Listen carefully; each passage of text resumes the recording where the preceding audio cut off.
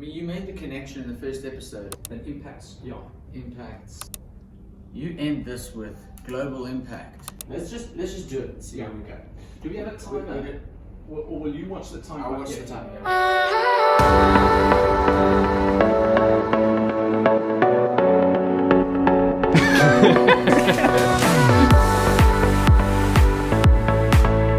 Okay, 3, 2, 1. Welcome to the next episode of the Mental Health Awareness video series that we're doing. Mark, welcome back. Great to have you again. Great to be with you again, Theron. Good to see you. We're doing the series, Riding the Waves, Navigating Mental Health During COVID. Last time, episode 2, did a brief check-in. How are you feeling today? Yeah, doing well today. Still going well? A little tired at the moment. Lots going on at the end of this year, and it's been quite a year, as I'm sure it has for you, but excited about this moment. I'm actually having a really good day. Great. Excited. Great. Okay, let's dive in. As I said, riding the waves, navigating mental health during COVID. In the last episode, we looked at this whole idea of self-perception and that the story of self, the story of how we understand ourselves as people in relation to our context, to our world, it's really important. How you hear it, how you see it, and then how you tell it has a massive impact. And we dabbled a little bit with this idea of self-expression because, of course, self-perception and self-expression are so closely linked in the world of EQ, and they're sort of enmeshed. Anyway, the one theme that we came out with is that we do actually have the ability to see the story, to hear the story, to tell the story differently. We talked about different types of narrative, redemptive narratives or contamination narratives, and the power that we have to actually shape the world we're in, to shape our own understanding. And that's largely what we're going to be dealing with today. You talked through this research around 3 good things, and we gave them that resource to help them build some gratitude within their teams. If you didn't get a chance to look at that episode, do go back and have a look at that. There was some great stuff in there. Okay, today we're going to be dealing with this EQ skill of self-expression. Mark, give us in a nutshell, what is self-expression? Yeah, I mean, self-expression is really just the way one lives out what one sees and believes about oneself. And so obviously in the context of EQ, or certainly this EQ model, it's made up of a few things: emotional expression, the way we express ourselves emotionally, the kind of independence that we have. Do we feel that we have agency in the world? And then assertiveness, are we able to find that balance between actually being assertive, which probably has a range from being a little bit too passive to kind of passive aggression or aggression. Mm-hmm. So does the world happen to us, or do we happen to the world, or is there something more healthy in between? And to what degree do we happen to the world? Is it appropriate? Yeah. That's all part of self-expression. Okay, so that's what we're going to be dealing with in this episode today. One of the ideas, in fact, you talked a little bit in the last one about learned helplessness, and I introduced this idea of learned agency. If we can see the story in such a way that it gives us belief in who we are, then we can have an impact in the world. In the case of David and Goliath, the expression of how am I going to meet this moment, not just how do I see myself, but how does that inform how I'm going to actually show up in this moment with this giant, is an idea that we touched on. And that's going to play into the themes of what we're going to be discussing today.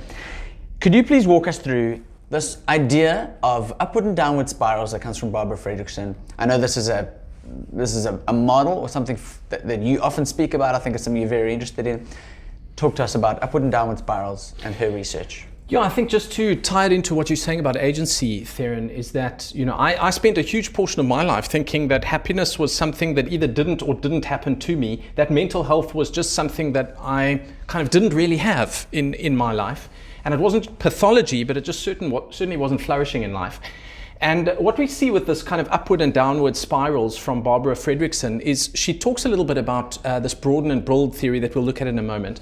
That fundamentally means that we can prime ourselves in the way that we think with the agency that we have around our own thoughts and emotions, to create either upward spirals in life where things, for example, from last episode, gratitude or good things lead to us seeing more good things, lead to us being more grateful about life, lead to a better experience of life, more positive emotions, it broadens our thinking, etc. So that's an upward spiral. So good creates more good. Absolutely, the rich get richer.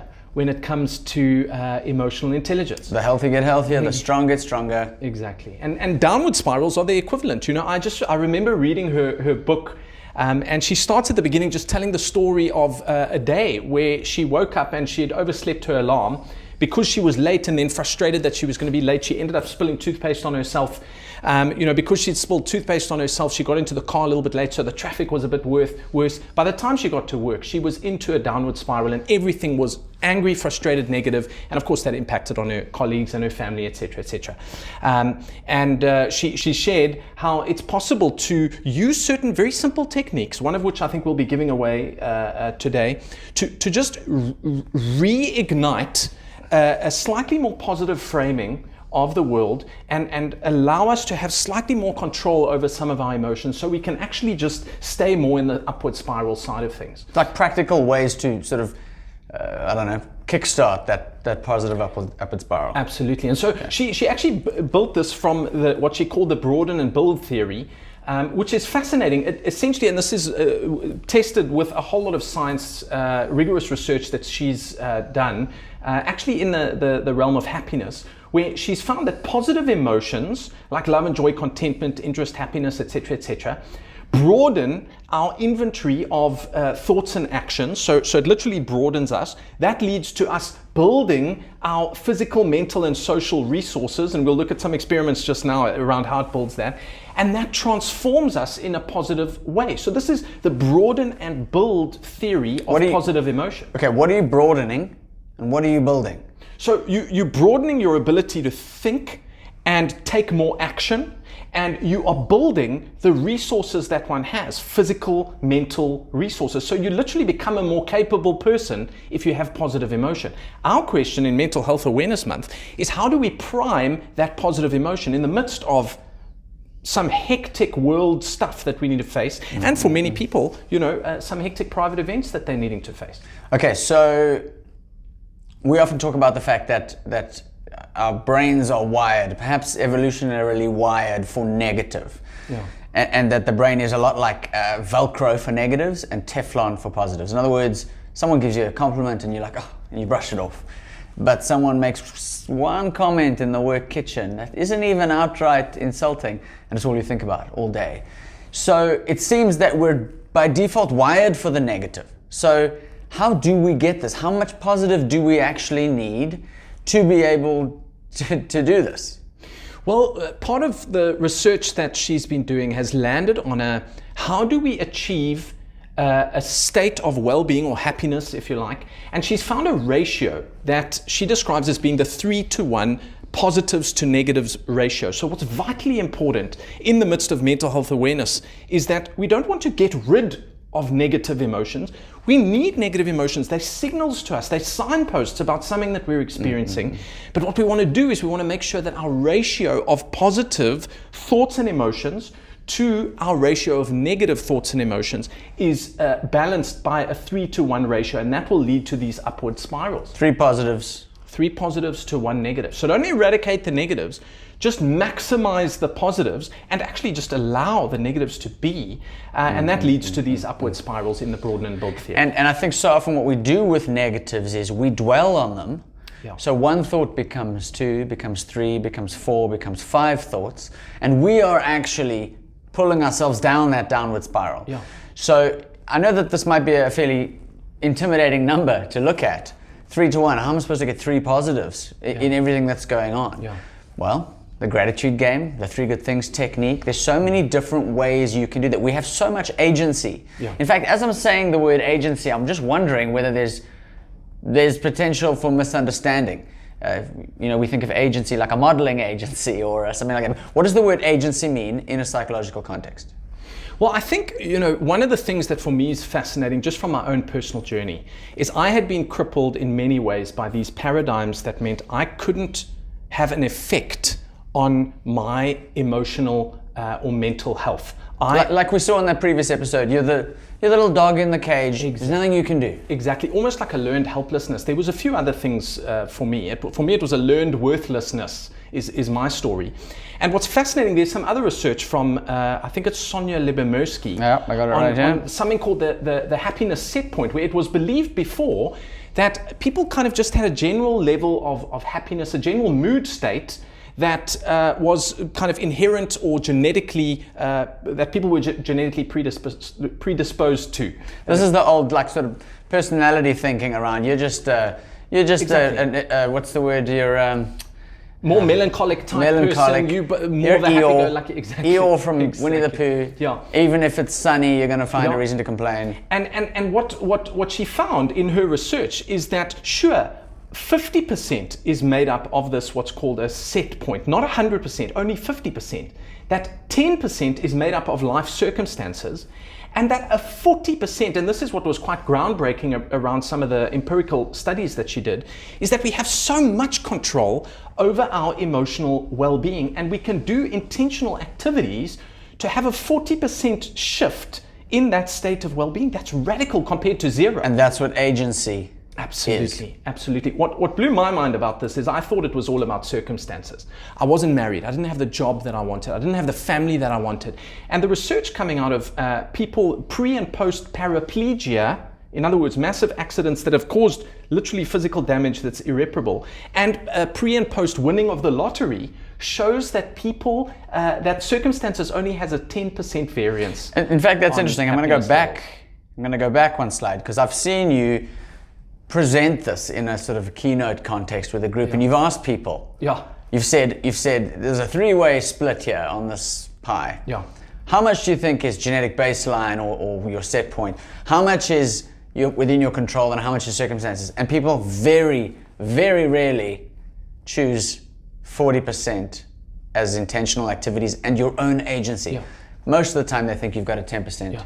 And the research is saying, no, you've got 40% control of your own happiness, which comes back to this upward and downward spiral idea. Yeah.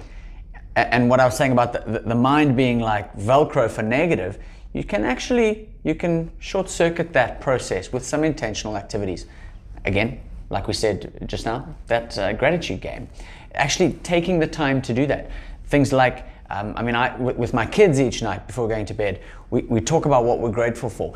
Building in those kinds of things, those kind of, traditions, but frameworks into the way we process information, so that we can leverage that 40% control. Yeah. Okay, jumping ahead to this this thought action repertoire slide. This is fascinating for me. Talk to us about this research. Well, what I think is really helpful looking at some research studies is to just get a sense of practically how our ability to have or not have certain emotions, to have agency over our emotions, and how that practically gets lived out and expressed in the world around us. And this is, for me, one of the most powerful examples. This, again, was research done by Barbara Fredrickson. This is part of that Broaden and build theory. She induced 5 different types of emotion by, I believe, showing video clips to people, and you can see those that... So they showed them a video clip just before doing something? Yeah, they needed to... It was actually an assessment of their thought action repertoire. I can't remember the exact details, but they needed to, after watching these video clips, write down the number of actions they thought they could take in solving a problem, and you can see what happened. Those who had the negative emotion were able to come up with less than 50% of the actions they thought they could take compared to those with the positive emotion group. What that means for us in terms of our expression is, when we are caught up in negative emotion, we literally can't even think of certain actions to take. Can you see the downward spiral that could happen from that? Whereas those who can either induce positive emotions with a 3-to-1 ratio, or have some kind of control over negative emotions to be able to just manage them effectively, can express themselves or choose certain options that lead to an upward spiral if those options are able to occur to them, which is what we're seeing here in the emotions. Can I just paraphrase this? I just want to do a summary of this research, because, to be honest, this confused me the first few times I heard it. So if it's confusing you, I'm going to speak layman's language here. Got a group of people, showed them a clip, right? Yeah. With these different kinds of emotions. To induce different kinds of So they emotions. showed them something, let's say, I mean, I don't know if it was this, but let's say for argument's sake, they showed them a short clip of children just laughing hysterically. Yeah. That's going to have an emotional contagion on the viewer. They're going to feel joy. Joy, because of mirror neurons and all sorts of things, is going to actually start being present in their own body. Same is true of watching something maybe that I don't know what clips they use, but something... Racial, sexist, some kind of demeaning or abusive video. And then as a viewer, you watch that and you get angry. Yeah. And then you come out of that induction part of the experiment and you say, okay, you need to do this. This is the situation you're faced with. What can you do? And the people who are angry write, oh, I'll punch him in the face, walk away. I don't know what else I can do. Yeah. They write down like 2 things because they literally, their cognitive centers have just been shut down. Whereas the people who have joy, and as you can see the spread on that diagram, whichever emotion it was, they came with so many different ideas of how they could interact and engage with the situation. Exactly. So the impact of this upward and downward spiral of negative or positive emotion has an impact on how we express ourselves in the world. Self-expression. Yeah. Okay, I want to take us onto this study, which sort of backs up this idea, but actually digs a little bit more specifically into the idea of self-talk. So it's a bit of a translation of what we've just talked about through the filter of self-talk and the power of self-talk, either positive or negative, to help you do something. The way this study worked was they got a group of people and they had to trace between these lines, they had to trace a star, but only by looking in the mirror. So they could look in the mirror at what they were tracing and they had to do it between these lines. And they got marked negatively. They were penalized for each time they touched either of those lines. They were given 5 minutes and they had to do that. Okay? Then they got that as a sort of baseline indication of their ability to perform a task like this in reverse in a mirror as they're trying to do this. Then they gave them a list of sentences. They broke them into groups and they gave them a list of sentences or phrases to say to themselves repeatedly before they did this experiment again. And they broke them into 3 groups: a neutral group, a neutral self-talk group, a positive self-talk group, and a negative self-talk group. And they gave them things to say to prime, in the same as we saw that thought action repertoire, to prime a certain way of thinking before they did this task. And I just want to read you some examples of what they had to do. The group 1, the neutral people, they were just given, neutral, random sentences to say to themselves. Things like, positioning movements are ones in which a body part moves from one specific position to another. Completely neutral. No emotion induced, from that.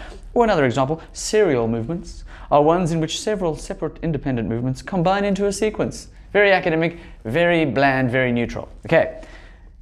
The other group had to do, look at this. This is how many mistakes they made. They were given irrational sentences that they had to say. Things like, if I don't do this perfectly well next time, it'll prove I'm stupid. Since most people are good at this, I should be too, or else I'm an idiot. And look at how many mistakes they made, okay? The positive group, look at how many mistakes they made. Hardly any. Can you toggle between those? Because that's actually... Well, we're going to actually see, there's a slide coming that's going to show the difference. And then we can toggle if you need me to. Okay. The group that was given healthy self-talk, positive self-talk to say, they were given sentences. I don't actually have an example here. It's embarrassing. I don't know what they were told to say. But they were given positive self-talk to say. And this is the number of errors they made. I have accurately, diagrammatically represented these. Look at the difference between these two. Those who were given negative self-talk had 3 times as many errors as those who had positive self-talk. So the impact of the emotion that you convince yourself of through a rational process, it's a cognitive process.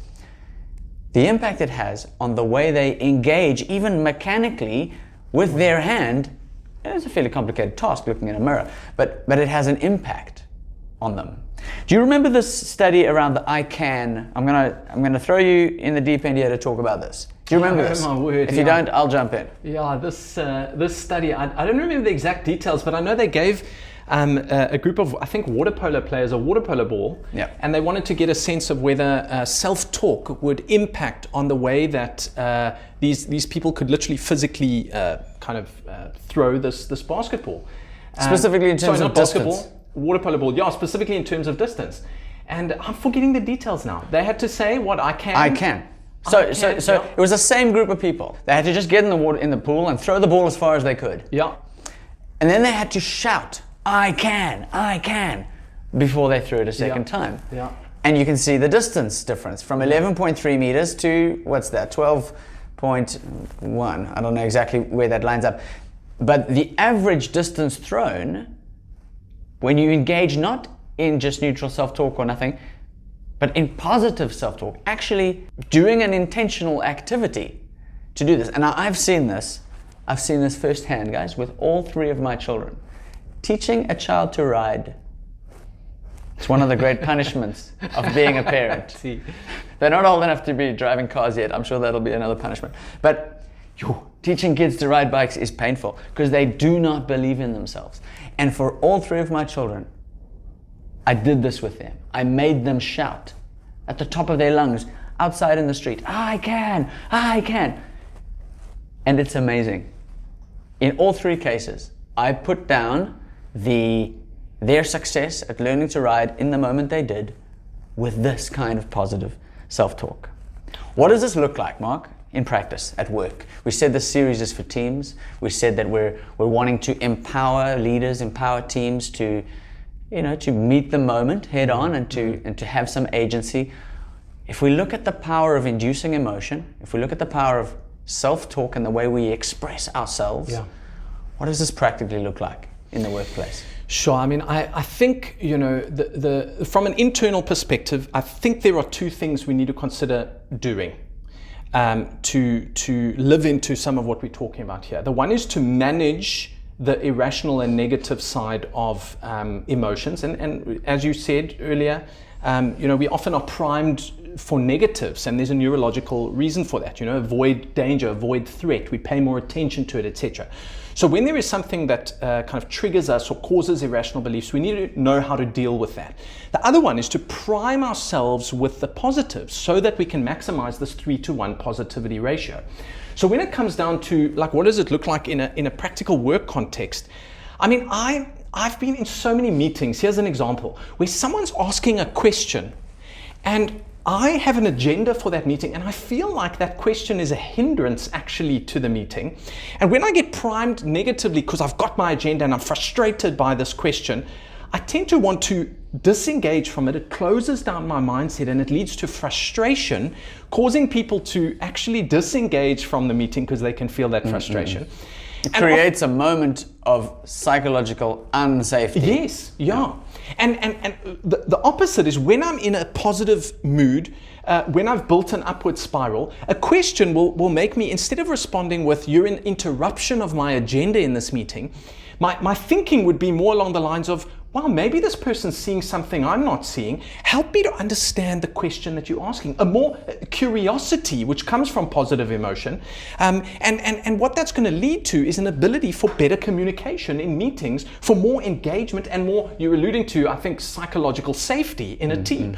So as a leader in organizations, it's radical the impact that this can have just in meetings. And I mean, that's just one example. In fact, let me jump in. I hadn't planned on saying this, but it's going to sound like I lined this up perfectly. Maybe I did. No. This morning in my meeting, in my team meeting, because I've been doing a lot of thinking lately around this narrative identities thing with what is it? What are the 2 different kind of stories? Redemptive stories and contamination stories. And I made my team, because I had a rubbish day yesterday. Rubbish day, and I woke up and I was not ready for today. But I said to myself, you know what, I'm going to do a redemptive story here. And I got my whole team to go around and to tell me why their day is going to get better. And it was an intentional activity I wanted to do with my team to try and prime us for the day. And try that with your teams. That's something you can do. Talk to us quickly about this ABCDE technique then. Okay, so basically there's, our thinking is that that activating events or things that happen in our life cause certain emotions. And what Albert Ellis was saying from rational emotive behavioral therapy was that it's not the activating event that leads to emotions, it's our beliefs that lead to those emotions. Like that Epictetus quote from the last episode. Absolutely. So what this technique is just a way of structuring one's thinking to dispute certain irrational beliefs in a way that we can have more the effective thoughts and beliefs and emotions. And this is a powerful way of just managing some of the negative things that happen in our lives while we simultaneously maximize the positive. So that it doesn't impact on our self-perception in a negative way, so that we can have agency in the world with self-expression that is going to add, that is going to be generative. Said another way, this technique can help people to avoid downward spirals. And can prime upward spirals. Yeah. Okay, anything else to add before we say goodbye? Make use of this. Have a look at the resource that we're giving away. Use it with your kids, use it in your life. It's a powerful technique. It's helped me and it'll help you. Thanks so much for joining us. We will see you in the next episode. What do you say? I can! That's right, you can. Should we do this? Am I just holding you, like literally just behind your... Am I not even holding you anymore? Am I not even holding you anymore? Hey, is that what's happening? Are you riding?